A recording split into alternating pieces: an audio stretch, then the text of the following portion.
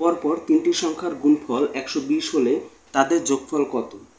তো এখানে তিনটি সংখ্যার গুণফল দেওয়া আছে 120। তাহলে কোন তিনটি সংখ্যা গুণ করলে 120 হয় সেটা বের করার জন্য আমাদের 120-এর লসাগু করতে হবে। তো 120-কে আর যদি আমরা 2 দিয়ে ভাগ করি তাহলে হবে 60, 60-কে যদি 2 দিয়ে ভাগ করি তাহলে হবে 30, 30-কে যদি 2 দিয়ে ভাগ করি তাহলে হবে 15, 15-কে যদি 3 দিয়ে ভাগ করি তাহলে হবে 3 5-এ 15। তো এখন আমরা এখানে দেখি যে এখানে আমরা প্রথম সর্বনিম্ন এখন 3 ধরলাম, 3 ধরলাম।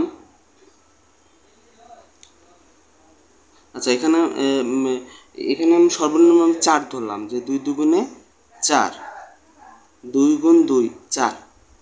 তারপরে আমরা এখানে 5 ধরলাম।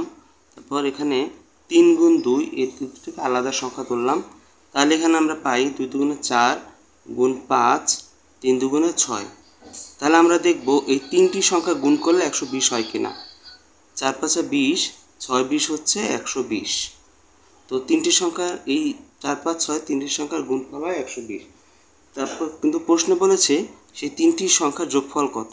তো তিনটি সংখ্যার যোগফল হবে 4 + 5 + 6 = 5 4 9, 9 6 হচ্ছে 15। তো এখানে তিনটি সংখ্যার যোগফল হবে 15, 15 হচ্ছে এখানে উত্তর।